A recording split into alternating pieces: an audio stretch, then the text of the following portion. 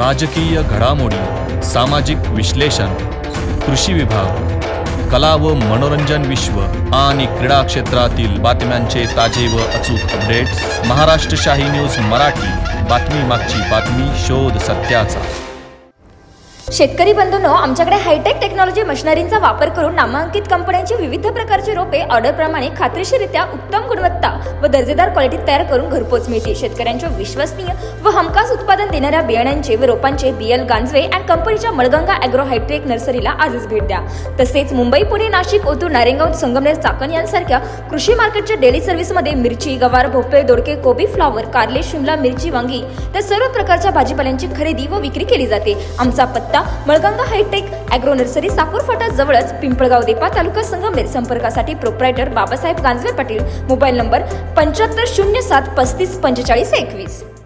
भांडतायत, वर्षानुवर्ष भांडतायत, तरी सुद्धा या रेल्वेच्या बाबतीमध्ये अतिशय असंवेदनशील पद्धतीने सरकार काम करते. त्याचा मी तीव्र शब्दामध्ये निषेध करतो.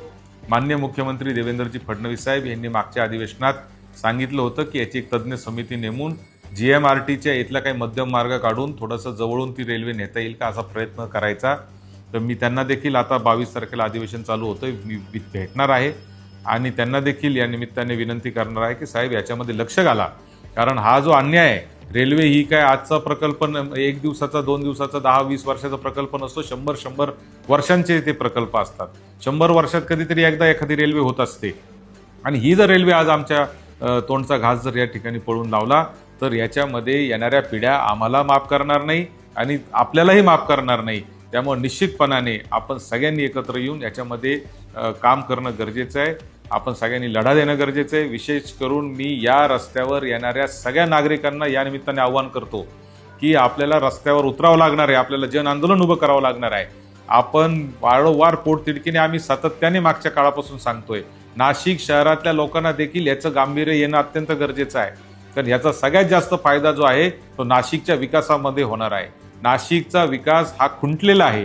नाशिक इतक्या जवळ असून देखील मुंबई, पुण्याच्या आजही नाशिकला पाहिजे तशी प्रगती होऊ शकलेली नाही.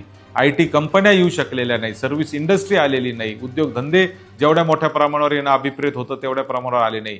आणि म्हणून कनेक्टिव्हिटी जर झाली तर तो होणार आहे, परंतु नाशिकच्या जनतेने देखील उठाव याच्या निमित्ताने केला पाहिजे. मधल्या जे सिन्नर असेल, संगमनेर असेल, अकोले असेल, जुन्नर असेल, खेड असेल, या लोकांचा तर फायदा होणारच आहे, पण नाशिक शहराचा देखील याच्यात मोठा फायदा होणार आहे ह्याची देखील जाणीव नाशिककरांनी घेतली पाहिजे, असं माझं या निमित्ताने अत्यंत विनम्रपणे आव्हान आहे. मला असं वाटतं की सगळ्यांनी मिळून एकदा जन आंदोलन करावं.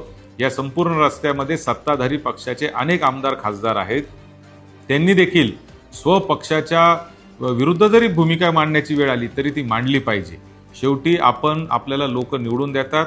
लोकांच्या प्रति दायित्व असणं हेच आपलं अंतिम सगळ्यात ध्येय आहे. आपण कधी कोणत्या पक्षाच्या किंवा नेतृत्वाच्या किंवा अमुक कोणाच्या तरी दबावामध्ये न राहता आपण सगळ्यांनी समाजाचा, जनतेचा आवाज उठवावा, असं देखील आवाहन मी या निमित्ताने करतो. महाराष्ट्र शाही न्यूज मराठी. बातमी मागची बातमी, शोध सत्याचा.